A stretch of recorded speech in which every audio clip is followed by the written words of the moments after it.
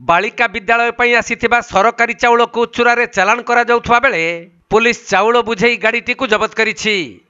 मिलिथिबा सूचना अनुसार कोरापुट जिला नारायणपाटना ब्लॉक सदर महकुमा ठारे थिबा सरकारी कस्तूरबा गांधी बालिका विद्यालय छात्री मानक खाइबा पई जयपुर चाउल स्टोर रु 60 बस्ता चाउल आसीथिला।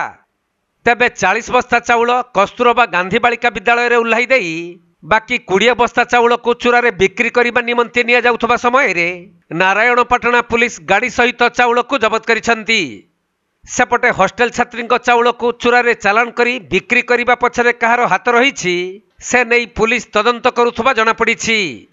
तेबे एही घटना संपर्क में नारायणपाटना ब्लॉक रो बीईओ को फोन जुगे जोगाजोग करी प्रतिक्रिया निया जिबारु से कहिथिले जे पुलिस यार तदंत करिबा परे जे दोषी साब्यस्त हेबे तांको उपरे निश्चित कार्यानुष्ठान निया जिवो।